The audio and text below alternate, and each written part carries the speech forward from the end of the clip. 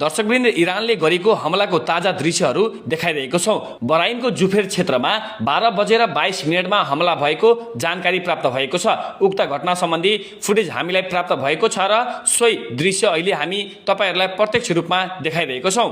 दर्शकवृन्द, बहराइन स्थित अमेरिकी नौसेनाको command post 5th फ्लिटलाई इरानले निशाना बनाएको भनेर विभिन्न अन्तर्राष्ट्रिय सञ्चार माध्यमहरूले समाचार लेखेका छन्। इरानले आफ्नो देशमा अमेरिकी हमला भए मध्यपूर्वका विभिन्न देशमा रहेका अमेरिकी सैन्य अड्डालाई निशाना बनाउने चेतावनी दिएको थियो। शनिबार बिहान इजरायल र अमेरिकाले इरानमा हमला गरेपछि जवाफमा इरानले बहराइनको हवाई अड्डामा आक्रमण गरेको भनेर बीबीसीले लेखेको छ। बहराइनको सरकारी समाचार संस्था BNA ले पनि 5th फ्लिटमा मिसाइल हमला भएको तर त्यो कहाँबाट आएको भन्ने चाहिँ उल्लेख गरेको छैन।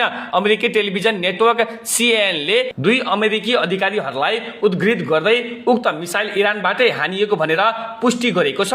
त्यसको क्षतिबारे भने केही खुलेको छैन। हालसम्म आक्रमणबाट भएको मानवीय वा भौतिक क्षतिको आधिकारिक विवरण सार्वजनिक भएको छैन। सम्बन्धित देशहरूले औपचारिक वक्तव्य जारी गर्ने क्रम जारी रहेको बताइएको छ। साथै बहराइनमा उल्लेख्य संख्यामा नेपालीहरू रोजगारी तथा व्यवसायका सिलसिलामा बसोबास गर्दै आएका छन्। पछिल्ला घटनाक्रमपछि त्यहाँ रहेका नेपाली समुदाय र उनीहरूका परिवारजन नेपालबाट चासो र चिन्ता व्यक्त गरिरहेका छन्। ब्रेकिङ नेपाल न्यूजका लागि दिपेन्द्र शाह, विराटनगर।